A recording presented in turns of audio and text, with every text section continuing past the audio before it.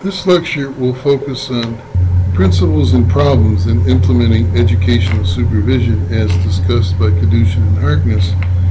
In addition, I will be talking about some principles of adult learning by Stefan Lieb, LIEB, in Vision, where they discuss adults as learners, motivating the adult learner, learning tips for effective instructors, and barriers to learning. Okay. It's important that we remember what these 6 distinct qualities are with respect to the what makes a good teacher. And there's 6 qualities that make a good teacher. And the supervisor is required to have these qualities.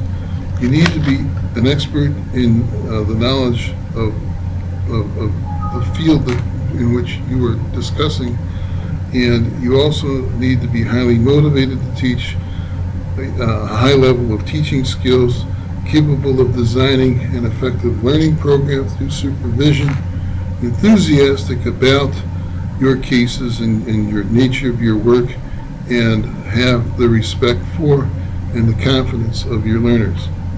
These are very important qualities, and I ask that you think for yourself about supervisors that you've had before as they have taught you in educational supervision, as they've met with you and tried to tell you and work with you in facilitating you to do your work.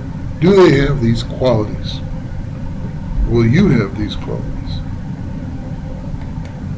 6 educational principles talked about by Kadushin and Harkness, and that is that we learn best if we are highly motivated to learn. We learn best when we can motivate most of our energies to learning. We learn best when learning is successful and rewarding. We learn best when we are actively involved in the learning process. We learn best if the content is meaningfully presented. And we learn best if the supervisor takes into consideration the supervisor's uniqueness. We will be talking about each of these in more depth as we go further in this lecture. But in a nutshell, you need to have staff who want to learn. You need to have staff who can be motivated through the energies of learning. You need to have staff where they feel that learning is successful and rewarding. You need to have staff that will actively engage in the process of learning and asking questions, coming back to you and inquiring about what they could do differently. And you need to be able, you as the supervisor, need to be able to present information in a meaningful and constructive way. And lastly, you need to be able to recognize that everybody is uniquely different in this learning process. Okay? We don't all learn the same.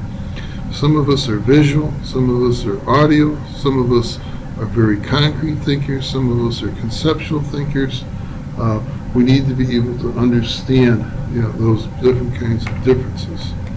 In this next slide, I'm going to ask that everybody participates in a forum applying these basic principles. But the uniqueness about this particular forum is I want you to describe what would be the supervisor's skills that are necessary for each of these 6 educational principles. So in your forum, we'll make this a large group discussion. What type of skills does the supervisor need to have for each one of these educational principles? Okay. Stephen Lieb talks about the adults as learners. And what he states is that adults are autonomous and self-directed. What is different about adult learners as compared to children is that adult learners are more self-directed. They need to be involved in the participating process of learning. They can serve for facilitators themselves. They have experiences that they can work from and some knowledge, and you need to be able to understand that. And these principles were pioneered by a gentleman by the name of Malcolm Knowles, who talked about adult learning. Adults have an accumulation of a foundation of life experiences and knowledge. What I tell my students is that oftentimes, you come to graduate school and there are things that you have done in the past that you've always been doing, but the difference as to why you come to graduate school is because you want to know, you want to gain a theoretical knowledge base in terms of understanding why you did what you did. What have been the best practices in relationship to this? So adults do bring life experiences and knowledge, which includes work-related activities, family responsibilities, and some previous education, but they must relate this knowledge to theories and concepts. And so you as a supervisor must be able to help your subordinates, your supervisees, to make the connections to theory in terms of their life experiences. And you do this by using metaphors, analogies that are very applicable to your discussion and dialogue with staff. Adults are goal and relevancy oriented and practical. They need to understand the elements and the relevancy of the learning and the theory and the discussion that you're having with them regarding what you're doing. And adults need to be shown respect.